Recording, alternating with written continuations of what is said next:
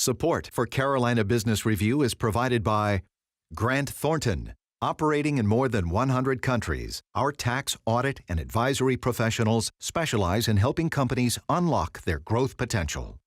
Blue Cross Blue Shield of South Carolina. Please visit us at southcarolinablues.com.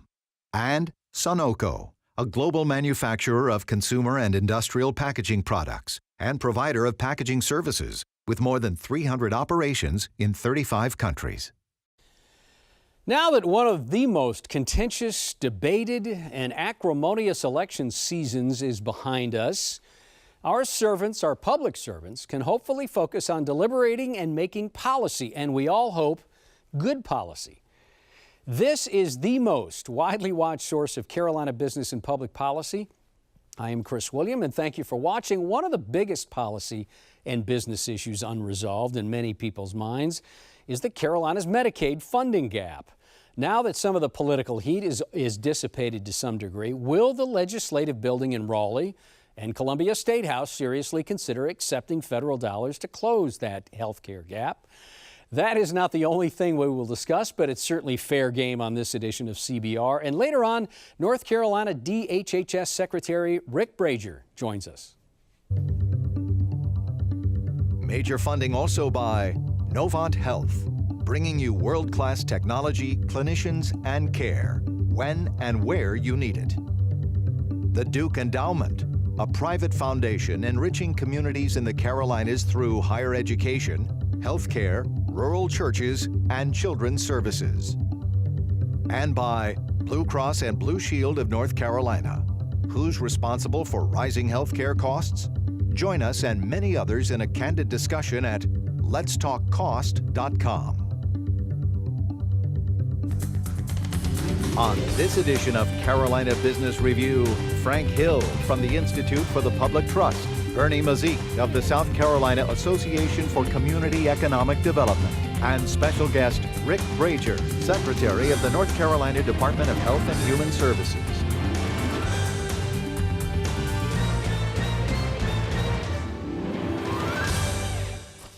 Hello, welcome to our program. Frank, Bernie, good to have you both here. Thanks for inviting us. You know, here we are 2 or 3 weeks after the election, and I think now it's probably some of the heat is off. Bernie, and I want to start with you about this past election. So we hit, we were talking before the program, we hit a high water mark, and Frank, I think you said, well, it's actually a low water mark.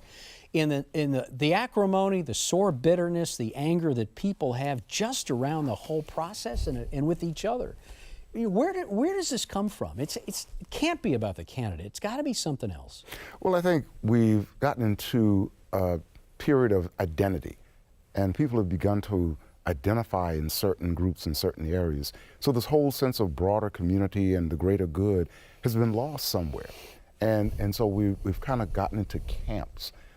Fortunately, I get an opportunity to see people across different lines, and there's really a good sense of goodwill out there, but what we often see are those moments when folk are divided into different camps and have identified with certain areas, and the media has played some role in that, and social media, and so we've gotten so fixated where we have cable news and we align with certain elements of cable news. If we're progressive, we look at a certain news channel. If we're conservative, we look at a certain news channel, and they reinforce certain things when the broader news cycle just puts the information out there. So I think it's basically because we've gotten into certain camps. But and Frank, doesn't it surprise you though that the impatience and the intolerance that we has been manifest, at least during the last election, around someone's point of view, just their point of view? Is that real or imagined? No, I think it's real. The big problem, I think, is that people get angry when they don't see problems being fixed. If we had a great economy and balanced budgets and we dealt with a lot of other issues, immigration, if we had solved all these problems in the last 20 years, 16 years, I don't think you'd see that anger. But I think you also have a sense of immediacy. We're impatient. We want things resolved immediately, and sometimes they're systemic, so they're going to take some time. So we've lost our patience and unwillingness to listen to another side of it, and who else may be impacted by a certain issue. Do you feel like the electorate is more informed or less informed than even 10 years ago? I think there's a lot of information out there.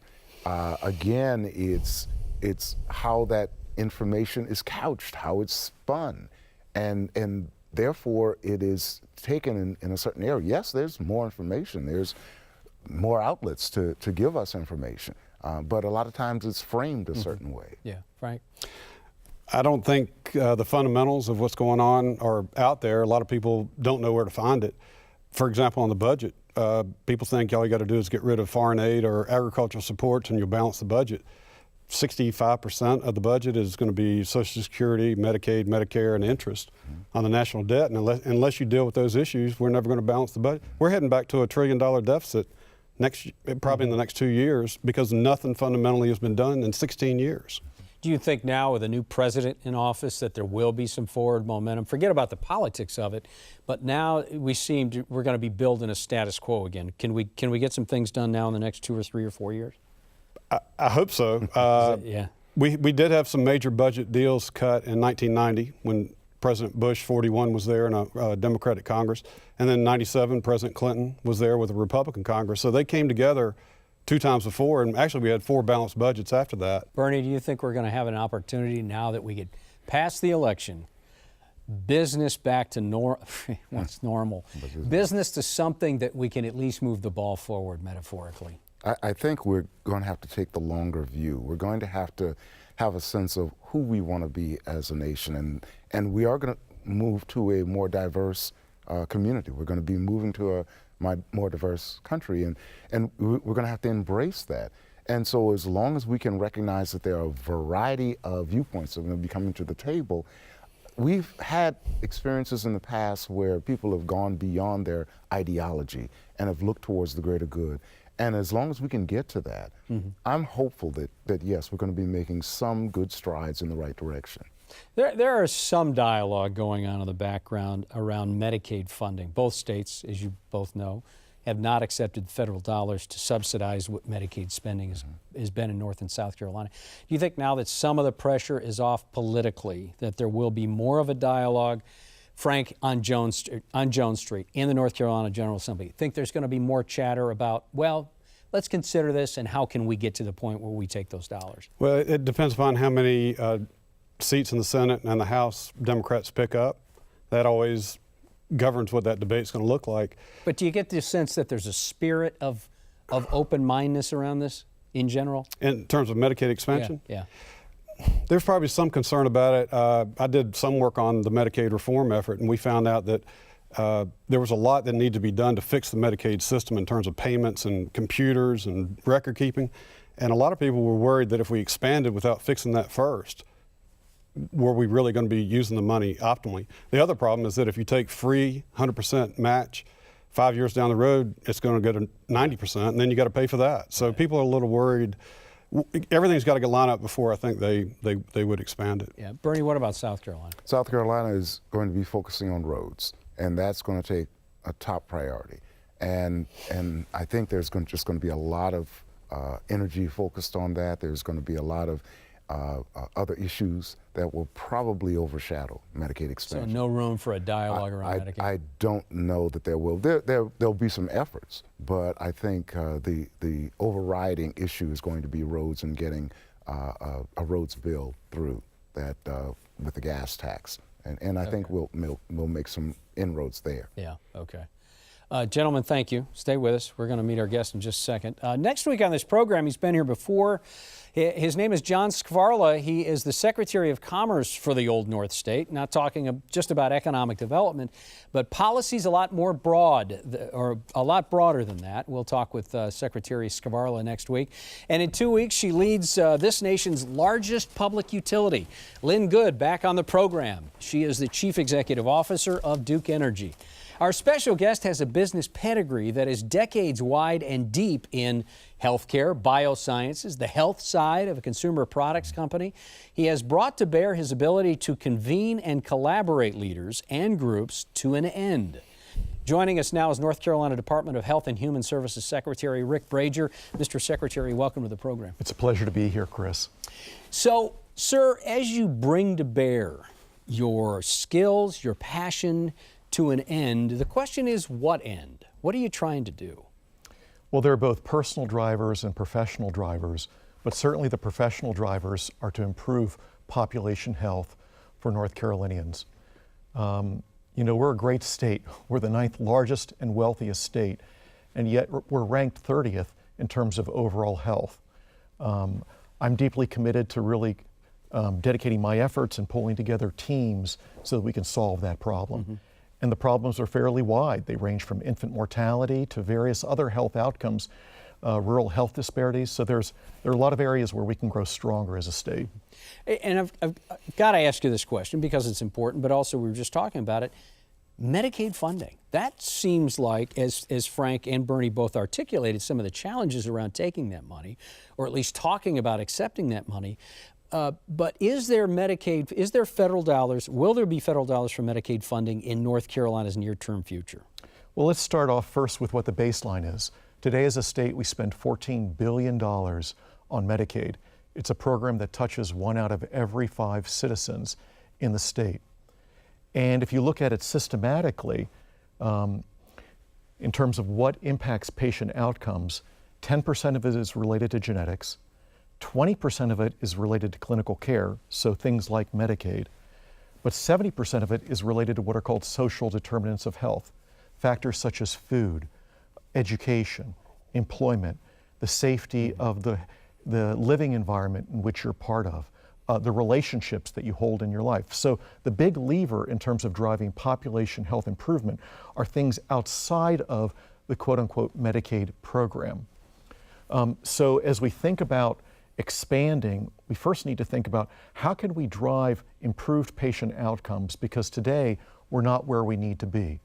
And that was really the vision behind the reform bill that was passed under Governor McCrory and with the support of the legislature back in 2015, which is, let's, if you will, reform payment, let's reform the location of care, let's reform clinical models of care so that we can improve patient outcomes, so we can move towards personalized care. Mm-hmm.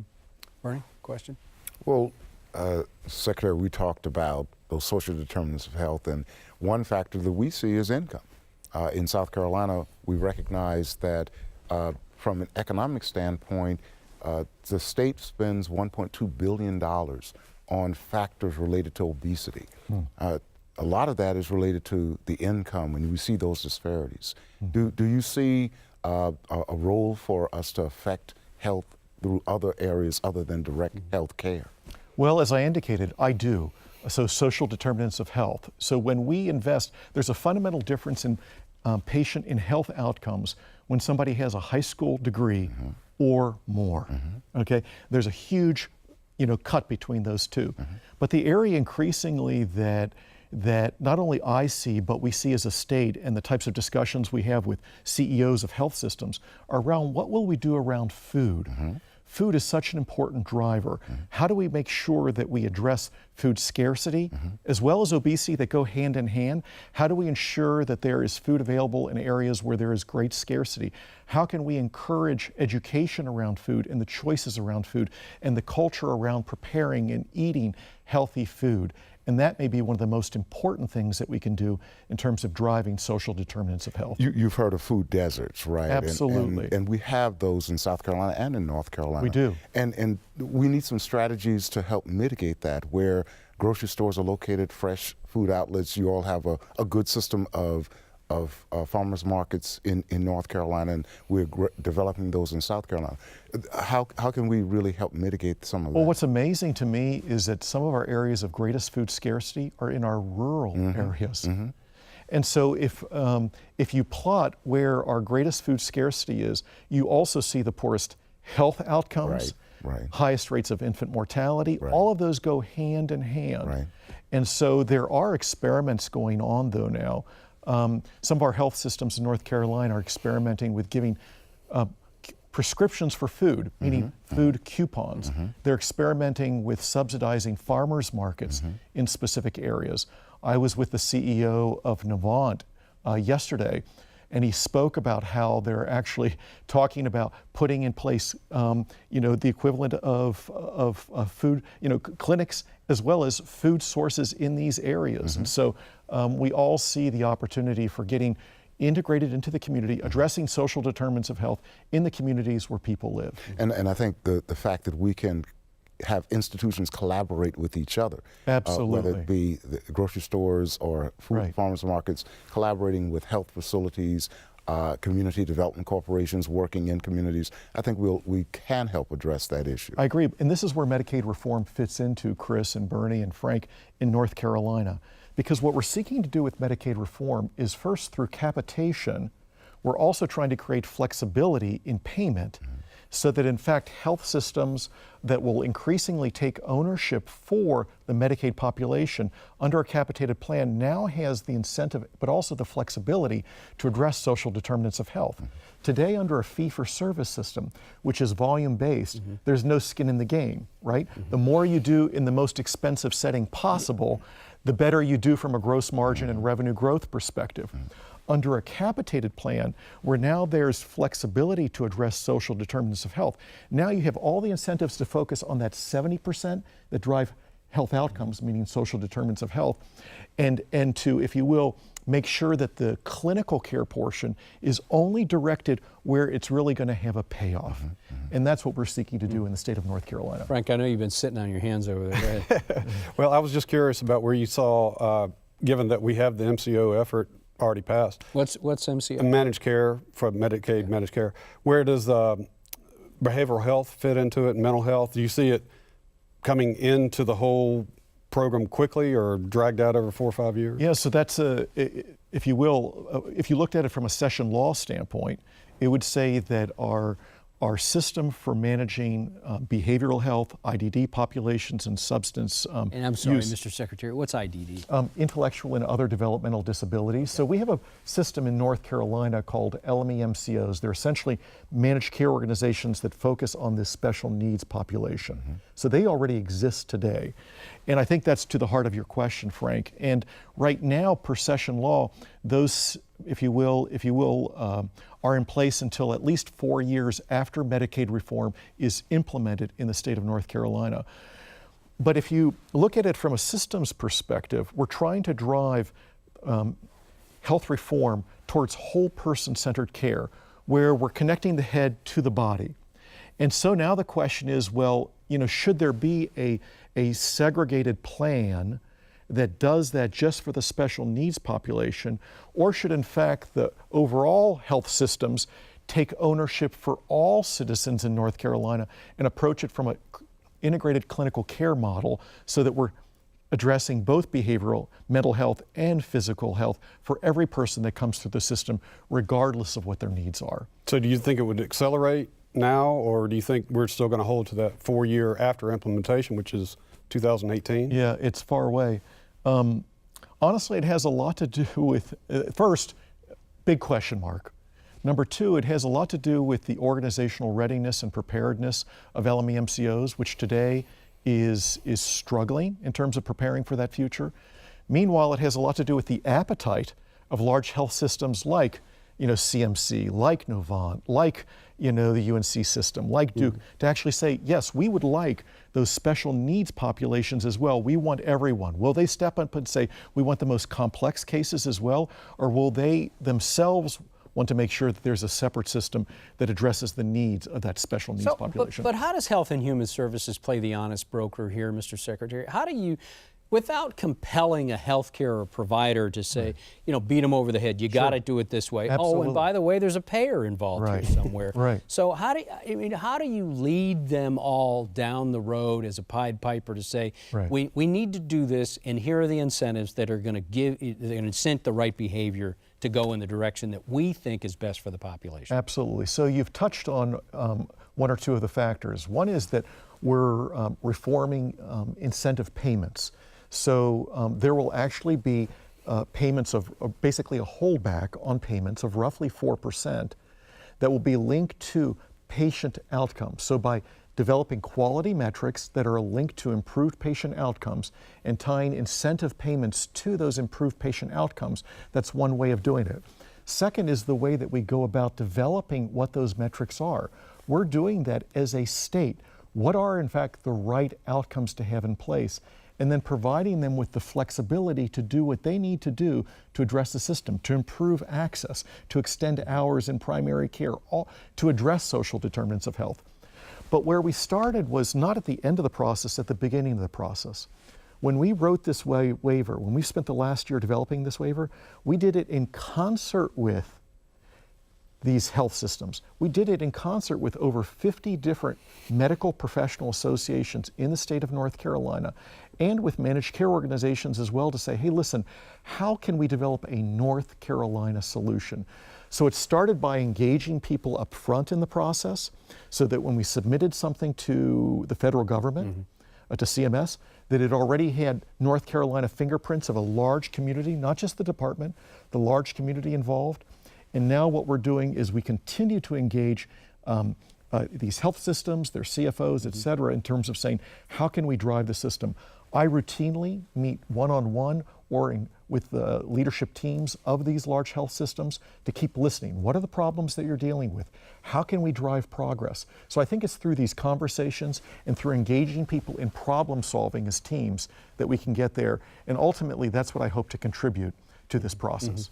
Well, Mr. Secretary, I'd also encourage you, and we're doing this in South Carolina, innovation is not always institutionalized in larger institutions. Innovation also exists at the community level. Absolutely. We have a number of community-based organizations, community development corporations, community development financial institutions, and other factors and other groups that really have the spark of innovation. So absolutely. As you are, and I'm delighted to hear that you're convening folk, we'd really like to encourage you to also reach down closer into community level, because there's a lot of innovation there. Absolutely, and a really great example of where that's occurring in North Carolina is around the opioid crisis. So we have, Bernie, in North Carolina, we have things called AHECs, Area Health Education Centers. And what they're explicitly doing right now is, in conjunction with the department, is facilitating what they call local calls to action, where they're bringing in stakeholders. A good example is down in Wilmington, where we have huge issues with the opioid crisis. They brought together 100 stakeholders to identify, to break down silos, to develop local plans for addressing the opioid crisis, and to identify what are our needs in the area of awareness, what are our needs in the area of access, availability, how do we move from a culture of making things punitive to support, and what are the crisis-related resources that we need in this area. And we're facilitating those across the state. Under Governor McCrory's leadership, we've developed pilots around giving more flexibility in the area of community paramedicine.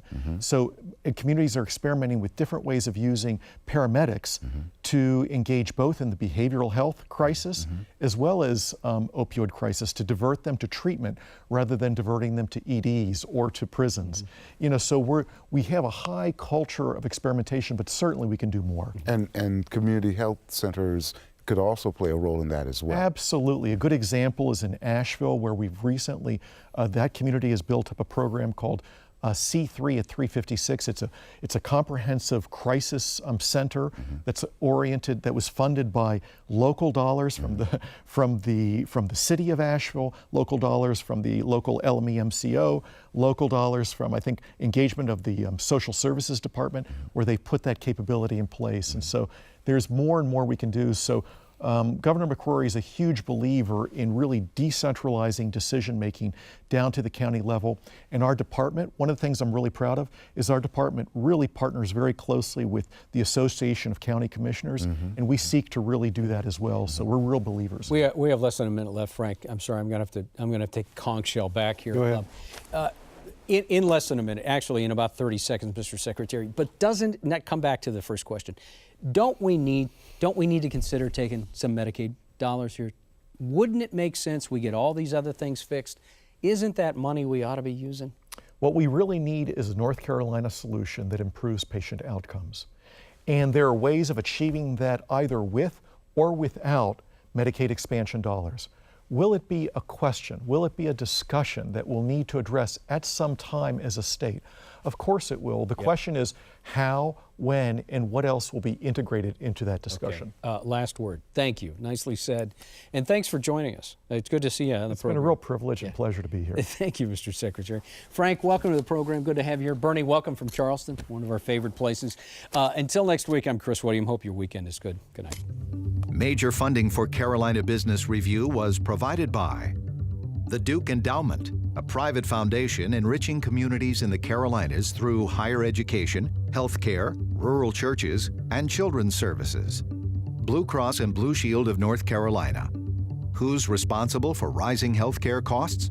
Join us and many others in a candid discussion at letstalkcost.com. Grant Thornton.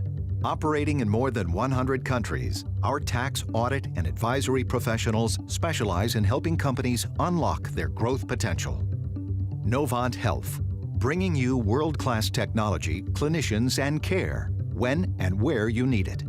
Sunoco, a global manufacturer of consumer and industrial packaging products and provider of packaging services with more than 300 operations in 35 countries. Blue Cross Blue Shield of South Carolina.